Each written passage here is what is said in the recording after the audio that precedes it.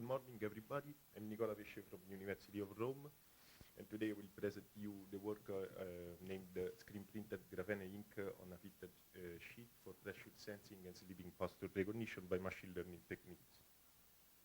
First of all, the objective of this work was to develop a piezo-resistive fabric-based systems, and to do this we leveraged fundamentally on three steps. One was the utilization of the screen printing technique to sensorize a crib mattress. We used a modified ink with GNP that we applied on a crib-sized fitted sheet that then subsequently was applied on the crib mattress. Then we collected volt-amperometric measurements utilizing an electrical resistance tomography-inspired strategy, combined with the third step that was the utilization of machine learning algorithms to interpret the voltage data that we had from this kind of approach with the ERT-inspired.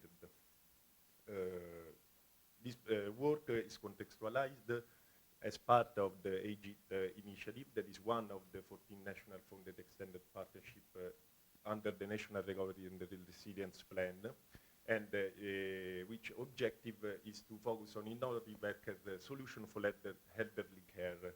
In particular, our task is that of implementing emerging technologies for the intervention on older adults. For this type of project, the prototype of the sensor system that we are developing has some characteristics which are has to be based on non-structured piezoresistive coatings or inks. Also, it has to be integrated inside the fabric on foams. In this way, we can incorporate them into mattress or mats. These, combined with ERT strategies and machine learning algorithms, should be able to give us some health insights of monitoring for elder adults, such as anomalous position, bed exit, or also conditions such as to prevent the bed sores. So to do that, we started with the smaller prototypes in which, for example, the last year we developed a piezoresistive foam mat sensors of the dimension of 60 millimeter per 60 millimeter, in which we utilized the combination of ERT and machine learning to detect pressure. Then, in the work that we are analyzing now, we are using a crib-size coded fitted sheet. This time the dimensions are bigger because we are doing with a crib mat that is the dimension of 80 centimeters per 50 centimeters. So the intention is arriving then on a full-size bed-coated. First of all, the piezoresistive effect, we already heard about it, but I'll be short. The piezoresistive effect is fundamentally the changing in electrical resistance of the material and is due by two contributions. One is the purely geometrical contribution, that is what we find usually in the classical metallic strain gauge, and the other one is found in semiconductors such as silicon, but also in nanocomposites such as the graphene-based coatings that we also develop in our laboratories. Usually for nanocomposites, the coefficients that are coupled to the stress components depends on the type of filler, the concentration of the filler that we're using, and also the host material in which we put the conductive particles. To describe the sensitivity of this type of coatings, usually the longitudinal and transversal gauge factor are measured experimentally. And since we are talking about coatings of this type, we are in the regime of thick film resistors. So the formulation of coefficients it could be a little different. In this way, we can directly coupling this type of coefficients that are coupled with the strain this time and not the stress directly with the longitudinal and transverse gauge factor. This type of theoretical background of piezoresistivity is really useful when we talk about the simulation part of our type of material that we produce in our laboratories. But in this particular work, we didn't analyze this aspect. So what the type of filler that we used was GNP. GNP was used GNP was used because it is a promising material to produce resistive sensors for its mechanical, both electrical and mechanical properties. Usually what is done is filling an insulating polymeric matrix with the conductive particles. Advantages of this type of graphene nanoplatelets are, for example, they have a high aspect ratio, low percolation threshold, an high tunneling effect, and also are easier to handle, for example, with respect to other fields such as carbon nanotubes. In our laboratory, we produce GNP-based paints and inks, and we integrate them in both in polymers and textiles. We deposit them from the classical deposition with the spray deposition, but we also use techniques such as deep coding and also screen printing technique. That was the technique that we used in this work specifically. What we did was mixing water-based ink with the GNPs and screen printing a crib size mattress of the dimension of 80 per 50 centimeters. We screen printed a fitted sheet, and then we put this fitted sheet on the crib size mattress. So we turned fundamentally this mattress into a sensorized mattress, on which we then subsequently attached 32 electrodes to do the RT-inspired strategy for tampermetric measurements. So first of all, what we did was characterize the type of samples and materials that we had by doing this kind of coding. We applied this coding on a knitted fabric. So we had two types of direction that were waves and courses. We analyzed, first of all, the initial resistance, and we saw that in the waves direction, the initial resistance was lower than in the courses directions. Also, we decided to go with the 3% of GNP field concentration because it was found that it was the optimal concentration regarding the workability, also for the screen printing technique, and also the resistance that we're giving as a response.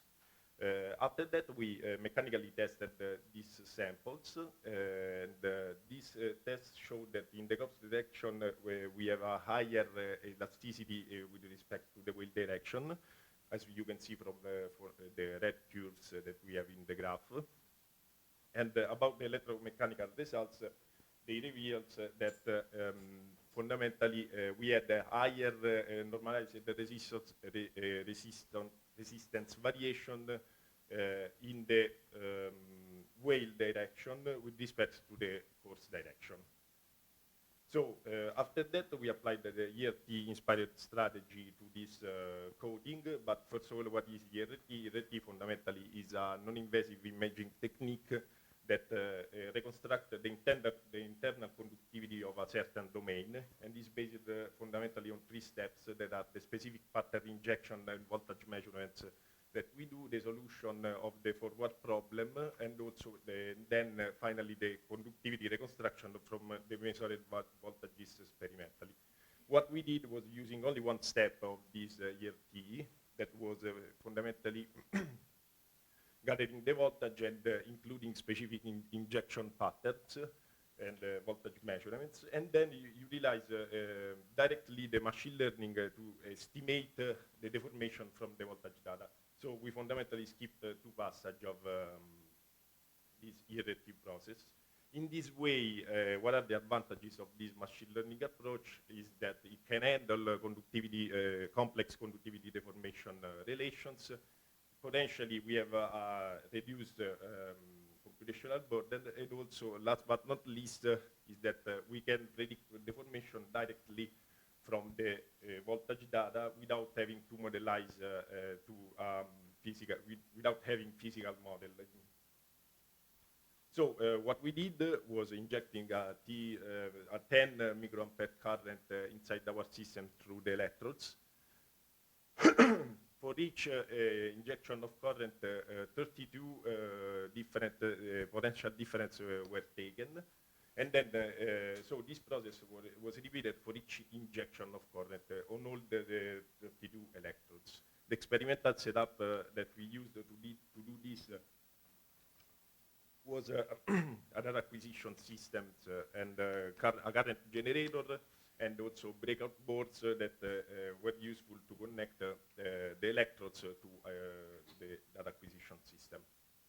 So the goal of this sensorized system was to recognize compressed areas and also sleeping posture on the sensorized mattress. As initial study, we started with a quadrant recognition in which we wanted to know where a 500 grams wooden cube was put on the mattress.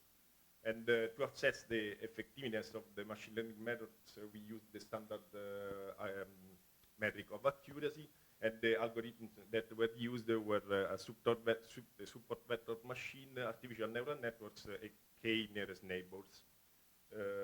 The results that we obtained for this preliminary study was good with the artificial neural networks, in which we obtained a 96.3% of accuracy for the quadrant recognition. Then, once we assessed that our system was working, we switched on the recognizing sleeping posture.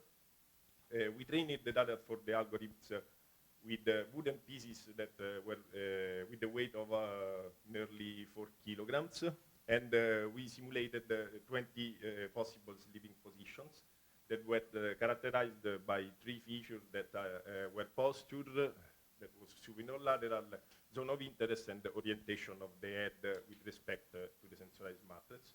Also here, the artificial neural network gave good results with 94.4% of accuracy in the sleeping posture recognition. And so, to conclude this type of study, what we did was taking the artificial neural network algorithm already trained and try it on a new position that was slightly different from one of the position of the training data. That was nearly the position C15, but rotated 10 degrees counterclockwise and shifted 3 centimeters downwards from the center line of the dummy.